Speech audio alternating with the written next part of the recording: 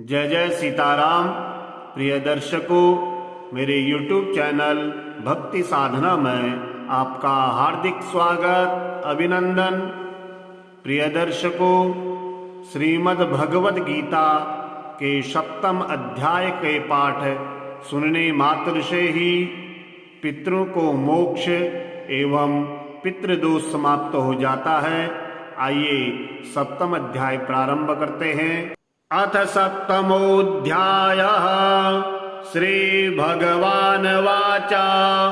मय्यासक्तमनः पार्थ योगं युञ्जन् मदाश्रयः असंशयं समग्रं मां यथा ज्ञास्यसि तच्छृणु। ज्ञानं तेऽहं सविज्ञानमिदं वक्ष्यामि शेषतः यज्ञात्वा नेह भूयोऽन्य ज्ञातव्यमवशिष्यते। मनुष्याणां सहस्रेषु कश्चिद्यतिर्सिद्धये यततामपि सिद्धानां कश्चन मां वेत्ति तत्त्वतः। भूमिरापो नलो वायुः खं मनो बुद्धिरेव च अहंकार इति यं मे भिन्ना प्रकृतिरष्टधा। अपरे अमितस्त्वन्यां प्रकृतिं विद्धि मे परां। जीवभूता महाबाहो यैदं धार्यते जगत् एतद्योनीनि भूतानि सर्वाणीत्युपधारय। अहं कृष्णस्य जगतः प्रभवः प्रलयस्तथा मत्तः परतरं नान्यत् किञ्चिदस्ति धनञ्जय। मयि सर्वमिदं प्रोतं सूत्रे मणिगणा इव। रसो महत्सु कौन्तेय प्रभास्मि शशिसूर्ययोः। प्रणवः सर्ववेदेषु सद्यः खे पौरुषं नृषु। पुण्यो गन्धः पृथिव्यां च तेजसश्चास्मि विभावसौ। जीवनं सर्वभूतेषु तपश्चास्मि तपस्विषु। बीजं वा सर्वभूतानां विद्धि पार्थ सनातनं। बुद्धिर्बुद्धिमतामस्मि तेजस्तेजस्विनामहं। बलं बलवतां चाहं कामरागविवर्जितां। धर्माविरुद्धो भूतेषु कामोऽस्मि भरतर्षभ। ये चैव सात्विका भावा राजसास्तामसाश्च मे। मत्त एवेति तान् विद्धि न त्वहं तेषु ते मयि। तिभिर्गुणमयैर्भावे रेभिः सर्वमिदं जगत्। मोहितां नाभिजानाति मामेभ्यः परमव्ययाम्। देवी सा गुणमयी मम माया दुरत्यया। मामेव ये प्रपद्यन्ते मायामेतां तरन्ति ते। न मां दुष्कृतनो मूढा प्रपद्यन्ते नराधमा। माया प्रहितज्ञाना आसुरां भावमाश्रिता। चतुर्विधा भजन्ते मां जनाः सुकृतनोऽर्जुन। आर्तो जिज्ञासुरार्थार्थे ज्ञानी च भरतर्षभ। तेषां ज्ञाने नित्युक्ता एकभक्तिर्विशिष्यते। प्रियो हि ज्ञानिनोत्यर्थः महं स च मम प्रियः। उदारा सर्व एवेते ज्ञानी त्वामेव मे मतम्। आस्थितः स इह युक्तात्मा मामेवानुत्तमां गतिम्। बहूनां जन्मनामन्ते ज्ञानवान् मां प्रपद्यते। वासुदेवः सर्वमिति स महात्मा सुदुर्लभः। कामैस्तैस्तैर्हृतः ज्ञाना प्रपद्यन्तेऽन्यदेवता। तं तं नियमामास्थाय प्रकृत्या नियता स्वया। यो यो यां यां तनुं भक्ता श्रद्धयार्चितुमिच्छति तस्य तस्य चलां श्रद्धां तामेव विदधाम्यहम्। स तया श्रद्धया युक्तस्तस्याराधनमीहते। लभते च ततः कामान् मय्येव विहितान् अन्तवत्तु फलं तेषां तद्भवत्यल्पमेधसां देवान् देवयजो यान्ति मद्भक्ता यान्ति मामपि अव्यक्तं व्यक्तिमापन्नं मन्यन्ते माम बुद्धया परं भावमजानन्तु ममाव्ययममुत्तनुत्तमम् नाहं प्रकाशः सर्वस्य योगमाया समावृतः मूढोऽयं नाभिजानाति लोको माजमव्ययम् वेदाहं समतीतानि वर्तमानानि चार्जुन भविष्याणि च भूतानि मां तु वेद न कश्चन इच्छा द्वेषसमुत्थेन द्वन्द्वमोहेन भारत सर्वभूतानि सम्मोहं सर्गे यान्ति परन्तप येषां त्वन्गतं पापं जनानां पुण्यकर्मणां ते द्वन्द्वमोहनिर्मुक्ता भजन्ते मां दृढव्रता जरामरणमोक्षाय ममाश्रित्य यतन्ति ते ये ब्रह्म तद्विदुः कृष्ण अध्यात्मं कर्म चाखिलम् साधिभूताधिदेवं मां साधियज्ञं च ये विदुः प्रयाणकाले च मां ते विदुर्युक्ता चेतसः। श्रीभगवानुवाच मय्यासक्तमनः पार्थ योगं युञ्जन्मदाश्रयः असंशयं समग्रं मां यथा ज्ञास्यसि तच्छृणु ज्ञानं तेऽहं सविज्ञानमिदं वक्ष्यामि शेषतः यज्ञात्वा नेह भूयोऽन्य ज्ञातव्यमवशिष्यते मनुष्याणां सहस्रेषु कश्चिद्यतिर्सिद्धये यततामपि सिद्धानां कश्चिन्मां वेत्ति तत्त्वतः भूमिरापो नलो वायुः खं मनो बुद्धिरेव च अहंकार इति यं मे भिन्ना प्रकृतिरष्टधा अपरे अमितस्त्वन्यां प्रकृतिं विद्धि मे परां जीवभूतां महाबाहो यैदं धार्यते जगत् एतद्योनीनि भूतानि सर्वाणीत्युपधारय अहं कृष्णस्य जगतः प्रभवः प्रलयस्तथा मत्तः परतरं नान्यत् किञ्चिदस्ति धनञ्जय मयि सर्वमिदं प्रोतं सूत्रे मणिगणा इव रसो महत्सु कौन्तेय प्रभास्मि शशिसूर्ययोः प्रणवः सर्ववेदेषु सद्यः खे पौरुषं नृषु पुण्यो गन्धः पृथिव्यां च तेजसश्चास्मि विभावसौ जीवनं सर्वभूतेषु तपश्चास्मि तपस्विषु बीजं वा सर्वभूतानां विद्धि पार्थ सनातनं बुद्धिर्बुद्धिमतामस्मि तेजस्तेजस्विनामहं बलं बलवतां चाहं कामरागविवर्जितां धर्माविरुद्धो भूतेषु कामोऽस्मि भरतर्षभा ये चैव सात्विका भावा राजसास्तामसाश्च मे मत्त एवेति तान् विद्धि न त्वहं तेषु ते मयि तिभिर्गुणमयैर्भावे रेभिः सर्वमिदं जगत् मोहितां नाभिजानाति मामेभ्यः परमव्ययां देवी सा गुणमयी मम माया दुरत्यया मामेव ये प्रपद्यन्ते मायामेतां तरन्ति ते न मां दुष्कृतनो मूढा प्रपद्यन्ते नराधमा माया प्रहितज्ञाना आसुरां भावमाश्रिता चतुर्विधा भजन्ते मां जनः सुकृतनोऽर्जुन आर्तो जिज्ञासुरार्थार्थे ज्ञानी च भरतर्षभा तेषां ज्ञाने नित्युक्ता एकभक्तिर्विशिष्यते प्रियो हि ज्ञानिनोत्यर्था महं स च मम प्रियः उदारा सर्व एवेते ज्ञानी त्वामेव मे मतम् आस्थितः स इह युक्तात्मा मामेवानुत्तमां गतिं बहूनां जन्मनामन्ते ज्ञानवान् मां प्रपद्यते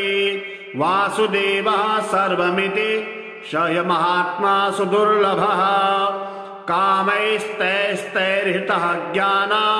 प्रपद्यन्तेऽन्यदेवता तं तं नियमामास्थाय प्रकृत्या नियता स्वया यो यो यां यां तनुं भक्ता श्रद्धयार्चितुमिच्छति तस्य तस्य चलां श्रद्धां तामेव विदधाम्यहम् स तया श्रद्धया युक्तस्तस्याराधनमीहते लभते च ततः कामान् मय्येव विहितान् निहितान्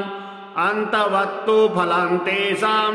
तद्भवत्यल्पमेधसां देवान् देवयजो यान्ति मद्भक्ता यान्ति मामपि अव्यक्तं व्यक्तिमापन्नं मन्यन्ते माम बुद्धया परं भावमजानन्तु ममाव्ययममुत्तनुत्तमं नाहं प्रकाशः सर्वस्य योगमाया समावृतः मूढोऽयं नाभिजानाति लोको माजमव्ययम् वेदाहं समतीतानि वर्तमानानि चार्जुन भविष्याणि च भूतानि मां तु वेद न कश्चन इच्छा द्वेषसमुत्थेन द्वन्द्वमोहेन भारत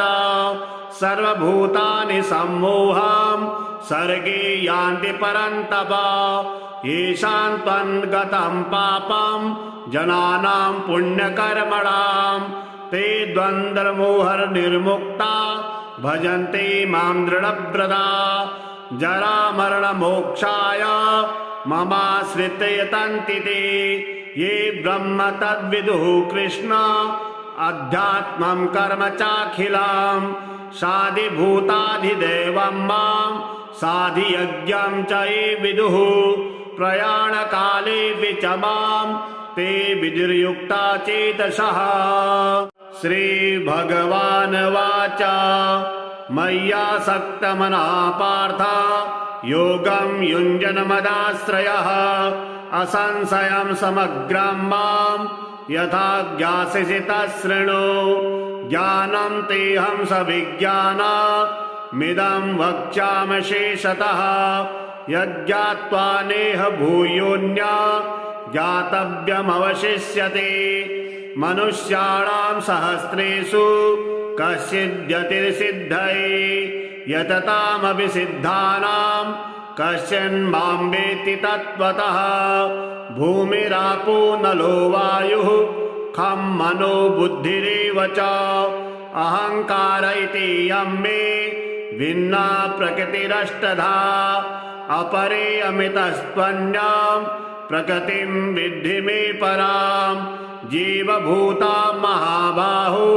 यैदं धार्यते जगत् एतद्योनीनि भूतानि सर्वाणीत्युपधारय अहं कृष्णस्य जगतः प्रभवः प्रलयस्तथा मत्तः परतरं नान्यत् किञ्चिदस्ति धनञ्जय मयि सर्वमिदं प्रोतं सूत्रे मणिगणा इव रसो महत्सु कौन्तेय प्रभास्मि शशिसूर्ययोः प्रणवः सर्ववेदेषु सद्यः खे पौरुषं नृषु पुण्यो गन्धः पृथिव्यां च तेजसश्चास्मि विभावसौ जीवनं सर्वभूतेषु तपश्चास्मि तपस्विषु बीजं वा सर्वभूतानां विद्धि पार्थ सनातनं बुद्धिर्बुद्धिमतामस्मि तेजस्तेजस्विनामहं बलं बलवतां चाहं कामरागविवर्जितां धर्माविरुद्धो भूतेषु कामोऽस्मि भरतर्षभा ये चैव सात्विका भावा राजसास्तामसाश्च मे मत्त एवेति तान् विद्धि न त्वहं तेषु ते मयि तिभिर्गुणमयैर्भावे रेभिः सर्वमिदं जगत् मोहितां नाभिजानाति मामेभ्यः परमव्ययाम् देवी सा गुणमयी मम माया दुरत्यया मामेव ये प्रपद्यन्ते मायामेतां तरन्ति ते न मां दुष्कृतनो मूढा प्रपद्यन्ते नराधमा माया प्रहितज्ञाना आसुरां भावमाश्रिता चतुर्विधा भजन्ते मां जनः सुकृतनोऽर्जुन आर्तो जिज्ञासुरार्थार्थे ज्ञानी च भरतर्षभा तेषां ज्ञाने नित्युक्ता एकभक्तिर्विशिष्यते प्रियो हि ज्ञानिनोत्यर्था महं स च मम प्रियः उदारा सर्व एवेते ज्ञानी त्वामेव मे मतम् आस्थितः स इह युक्तात्मा मामेवानुत्तमां गतिं बहूनां जन्मनामन्ते ज्ञानवान् मां प्रपद्यते वासुदेवः सर्वमिति स महात्मा सुदुर्लभः कामैस्तैस्तैर्हितः ज्ञाना प्रपद्यन्तेऽन्यदेवता तं तं नियमामास्थाय प्रकृत्या नियता स्वया यो यो यां यां तनुं भक्ता श्रद्धयार्चितुमिच्छति तस्य तस्य चलां श्रद्धां तामेव विदधाम्यहम् स तया श्रद्धया युक्तस्तस्याराधनमीहते लभते च ततः कामान् मय्येव विहितान् निहितान् अन्तवत्तु फलं तेषां तद्भवत्यल्पमेधसां देवान् देवयजो यान्ति मद्भक्ता यान्ति मामपि अव्यक्तं व्यक्तिमापन्नं मन्यन्ते माम बुद्धया परं भावमजानन्तु ममाव्ययममुत्तनुत्तमं नाहं प्रकाशः सर्वस्य योगमाया समावृतः मूढोऽयं नाभिजानाति लोको माजमव्ययम् वेदाहं समतीतानि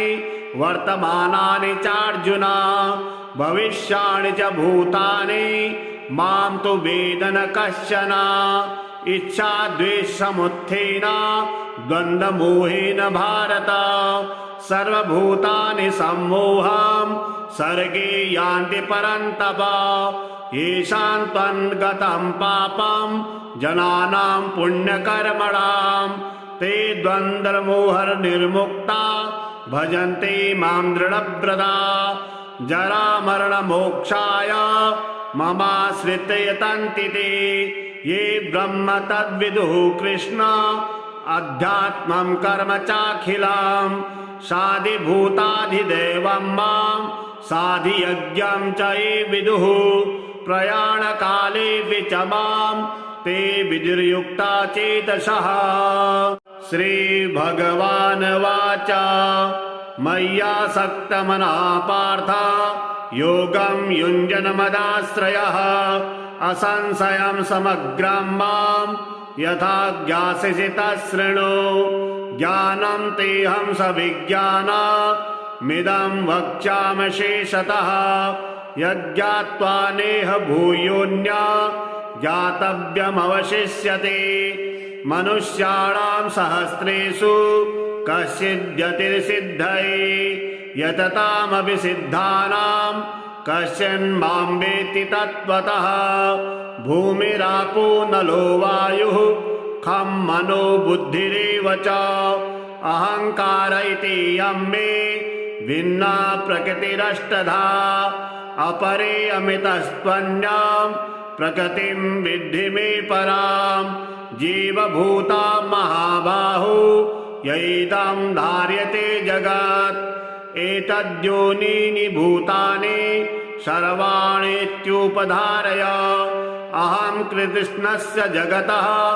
प्रभवः प्रलयस्तथा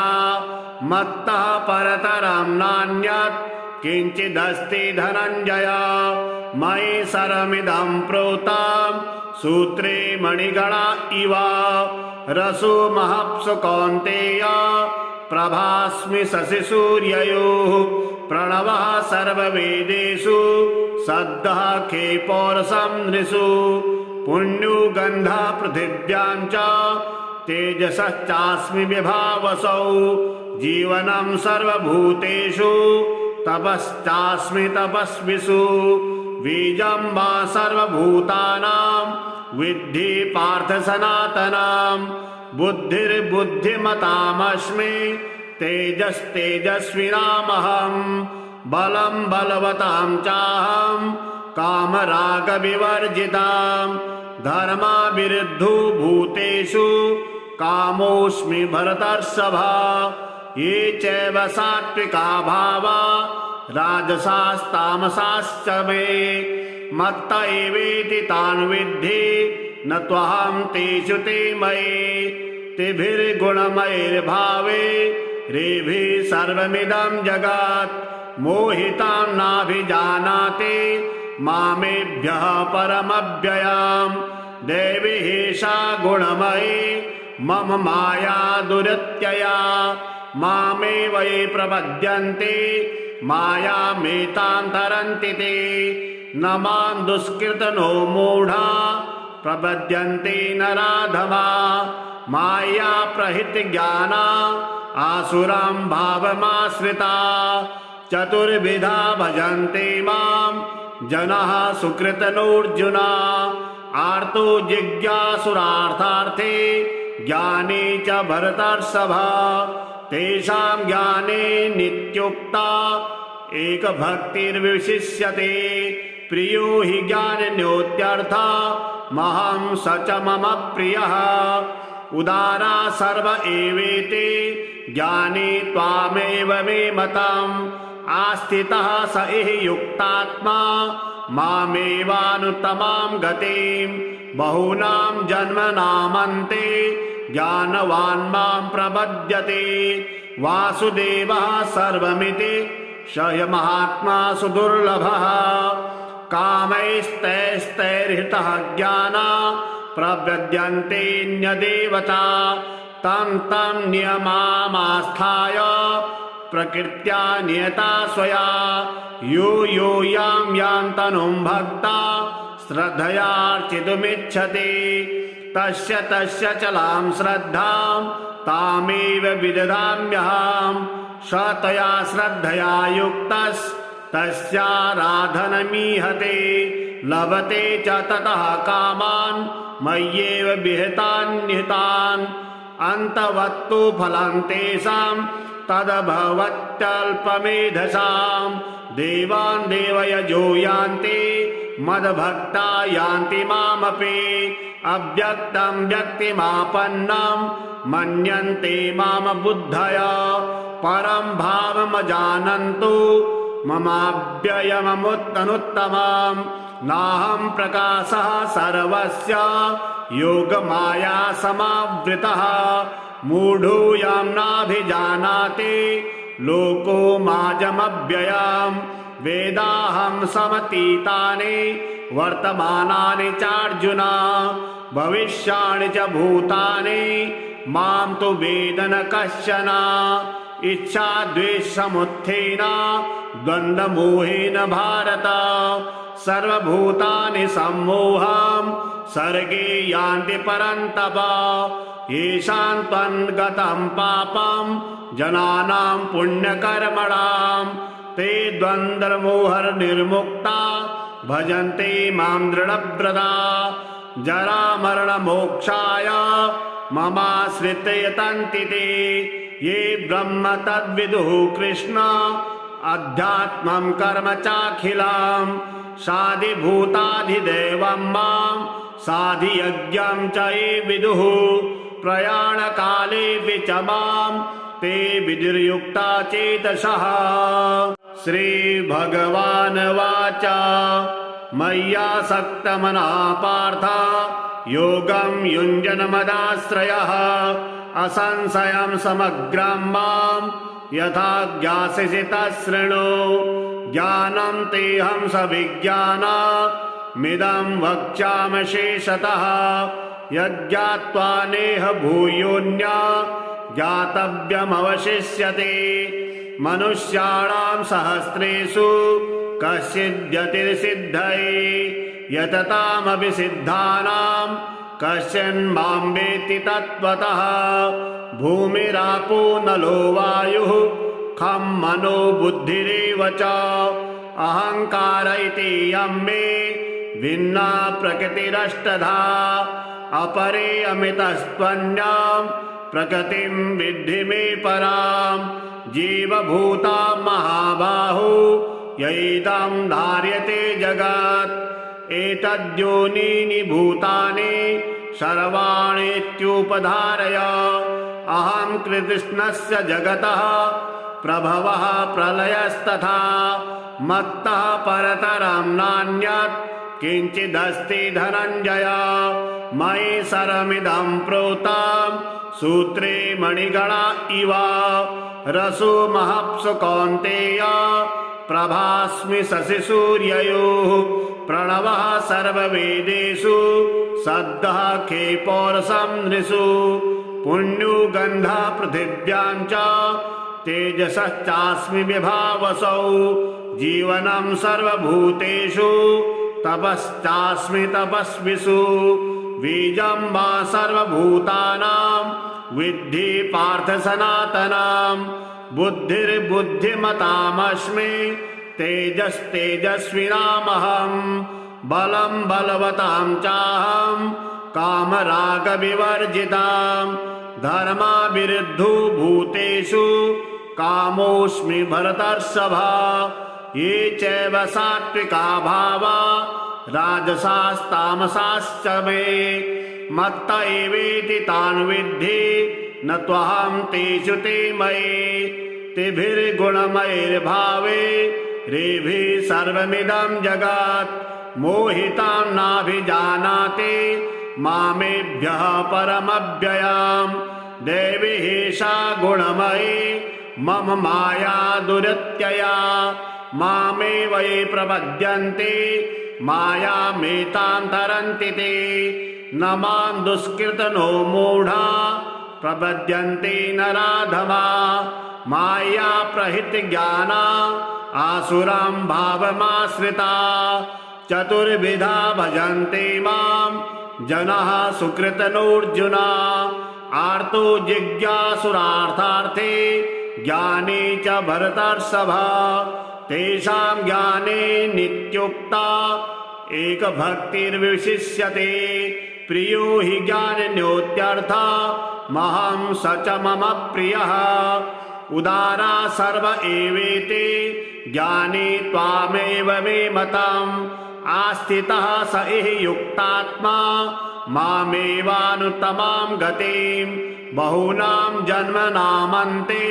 ज्ञानवान् मां प्रपद्यते वासुदेवः सर्वमिति स महात्मा सुदुर्लभः कामैस्तैस्तैर्हितः ज्ञाना प्रपद्यन्तेऽन्यदेवता तं तं नियमामास्थाय प्रकृत्या नियता स्वया यो यो यां यां तनुं भक्ता श्रद्धयार्चितुमिच्छति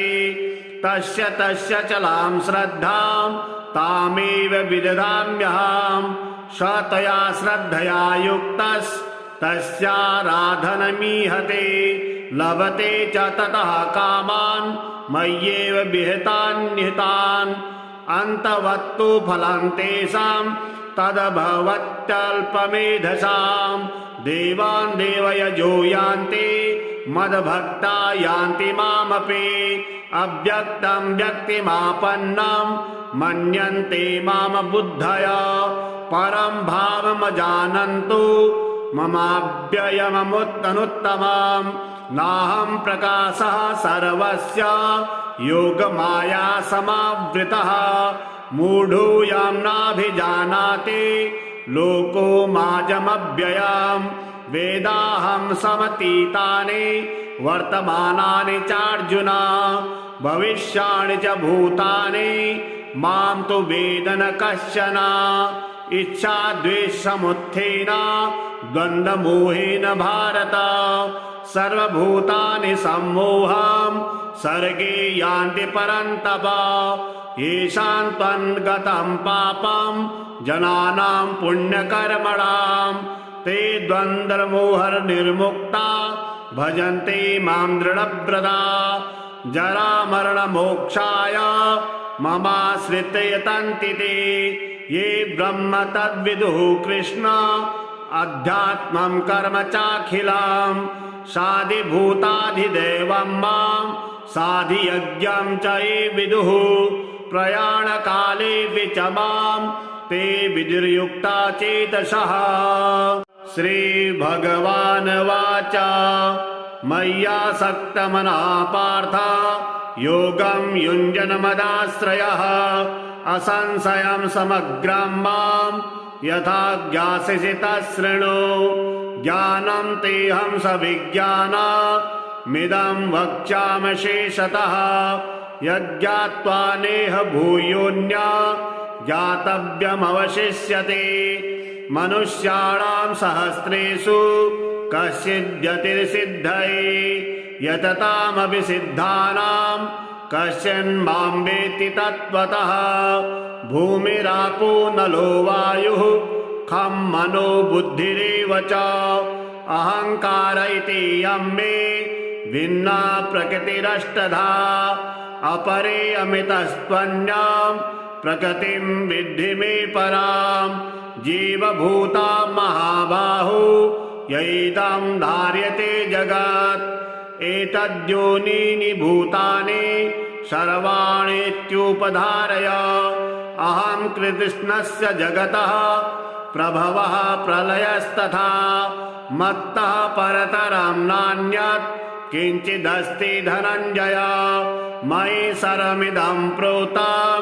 सूत्रे मणिगणा इव रसो महत्सु कौन्तेय प्रभास्मि शशिसूर्ययोः प्रणवः सर्ववेदेषु सद्यः खे पौरुषं नृषु पुण्यो गन्धः पृथिव्यां च तेजसश्चास्मि विभावसौ जीवनं सर्वभूतेषु तपश्चास्मि तपस्विषु बीजं वा सर्वभूतानां विद्धि पार्थ सनातनं बुद्धिर्बुद्धिमतामस्मि तेजस्तेजस्विनामहं बलं बलवतां चाहं कामरागविवर्जितां धर्माविरुद्धो भूतेषु कामोऽस्मि भरतर्षभा ये चैव सात्विका भावा राजसास्तामसाश्च मे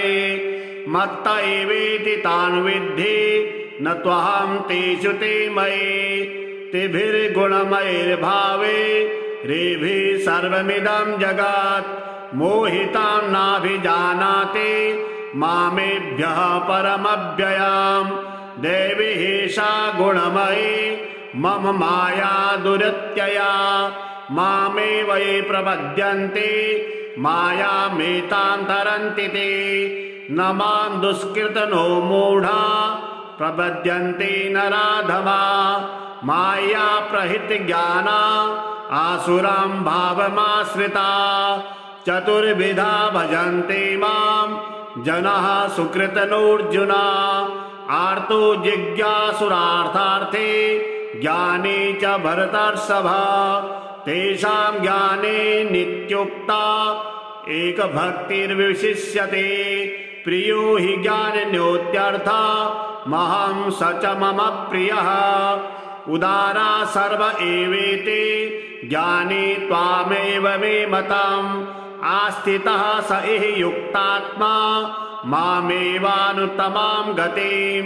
बहूनां जन्मनामन्ते ज्ञानवान् मां प्रपद्यते वासुदेवः सर्वमिति स महात्मा सुदुर्लभः कामैस्तैस्तैर्हितः ज्ञाना प्रपद्यन्तेऽन्यदेवता तं तं नियमामास्थाय प्रकृत्या नियता स्वया यो यो यां यां तनुं भक्ता श्रद्धयार्चितुमिच्छति तस्य तस्य चलां श्रद्धां तामेव विदधाम्यहम् स तया श्रद्धया युक्तस्तस्याराधनमीहते लभते च ततः कामान् मय्येव विहितान् निहितान् अन्तवत्तु फलं तेषां तद्भवत्यल्पमेधसां देवान् देवयजो यान्ति मद्भक्ता यान्ति मामपि अव्यक्तं व्यक्तिमापन्नं मन्यन्ते माम बुद्धया परं भावमजानन्तु ममाव्ययममुत्तनुत्तमं नाहं प्रकाशः सर्वस्य योगमाया समावृतः मूढोऽयं नाभिजानाति लोको माजमव्ययम् वेदाहं समतीतानि वर्तमानानि चार्जुन भविष्याणि च भूतानि मां तु वेद न कश्चन इच्छा द्वेषसमुत्थेन द्वन्द्वमोहेन भारत सर्वभूतानि सम्मोहं सर्गे यान्ति परन्तप येषां त्वन्गतं पापं जनानां पुण्यकर्मणां ते द्वन्द्वमोहनिर्मुक्ता भजन्ते मां दृढव्रता जरामरणमोक्षाय ममाश्रित्य यतन्ति ते ये ब्रह्म तद्विदुः कृष्ण अध्यात्मं कर्म चाखिलं साधिभूताधिदेवं मां साधियज्ञं च ये विदुः प्रयाणकाले च मां ते विधिर्युक्ता चेतसः।